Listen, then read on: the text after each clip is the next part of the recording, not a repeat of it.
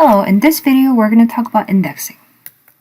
Okay, so indexing mechanism is used to speed up the process of looking up some kind of data, right? So when you want to look up something in your textbook, right, in your database textbook, let's say you want to look for, I don't know, hash table. Okay, so you go searching through the whole entire book. That would take a while, right? So you would just go to the very end of the book, which has all the indexes, right? And you would go searching. It's always ordered alphabetically. So you're gonna go to H and find the word hash table, hash, and it's gonna give you some page numbers, right? So that's how you will find it. So same concept. You could also have author, catalog, and a library.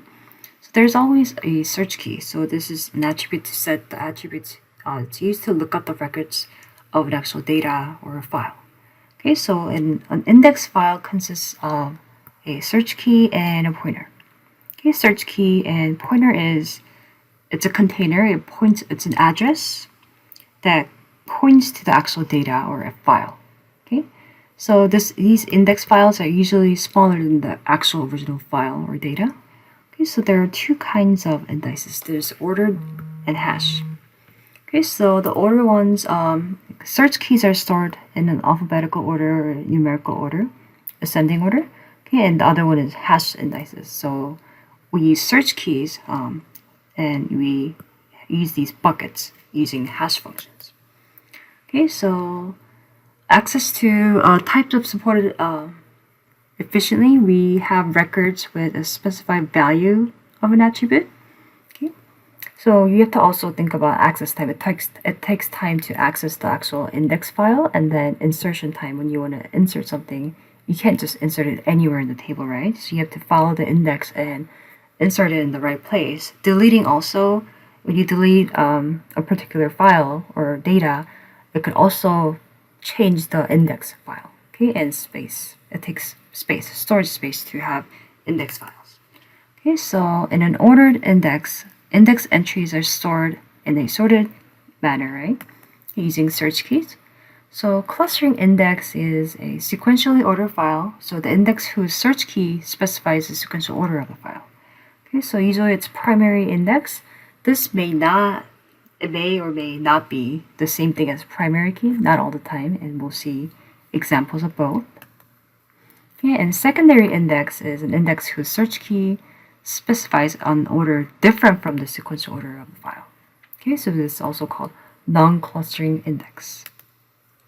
There's also index sequential file. Okay, it's ordered on a search key with a clustering index on the search key. Okay, so here we have sparse and dense index. Okay, so let's first take a look at index or dense index. So index records, so these are indexes and this is our actual file or data. So index record appears for every single one of these search keys. So each index is pointing to exactly one file or data, right? One entry. Okay, so it's one for one. Okay, so index on ID. So this ID in this table actually happens to be the primary key. So that's not always the case, but in this case, the index is actually the same thing as the primary key. Okay, so you first find the index and then it's going to take you to where it is. So this is going to contain the address of this location.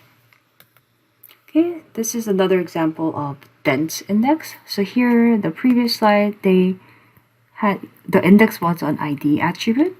This one, the index is on department name attribute, right? So now it's sorted based on the department. Okay, so biology points to 1. Computer science points to the first entry of computer science, and then the following are all computer science, and so on. Okay, so in this case, department name is clearly it's not a super key, right? It's not a primary key, but it can still be used as an index. Okay, sparse index contains index records for only some search keys, not every single one. Okay, so there's one for 10101. Okay, 32343, and then one here. Okay.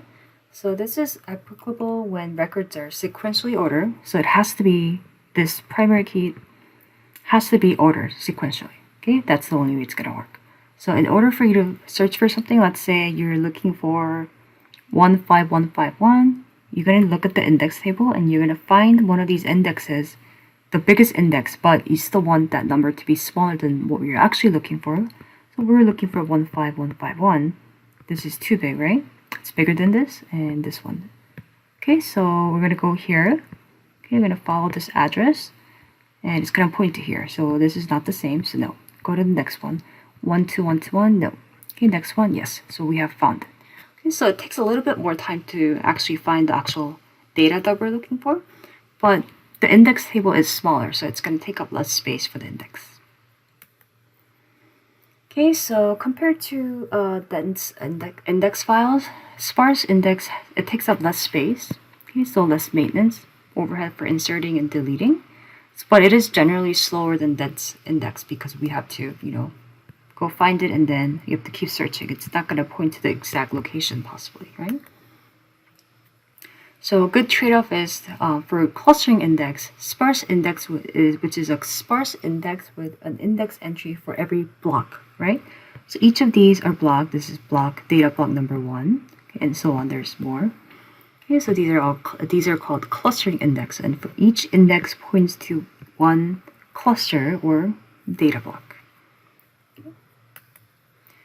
Secondary indexes example. So we could also have secondary index on salary field. Okay, so that's salary, right?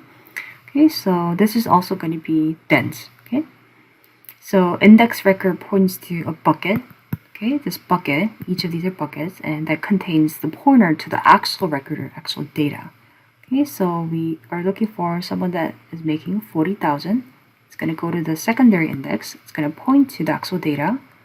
And yeah, they're making 40,000, so there we found it. So this is an example of a secondary index.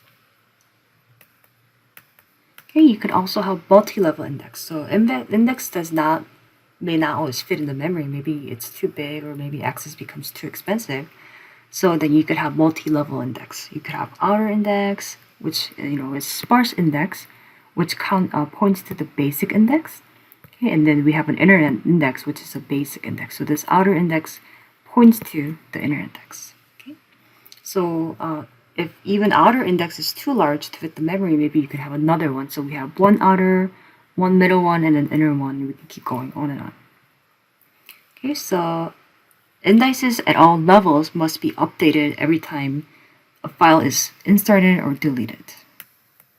Okay, so this is the outer and then the inner. So each of these are pointing to, these are not data, these are still indexed, but it's an inner data.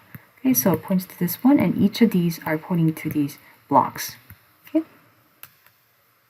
so indices on multiple keys. So you could also have indices on multiple keys. Okay, so composite search key. So index on instructor relation on attributes. So we have name and ID, right? So you can have index on more than one attribute.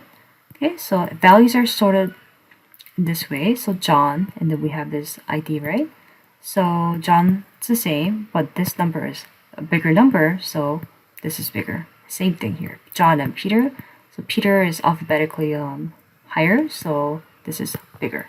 So you can query on just name or just ID, or actually on both.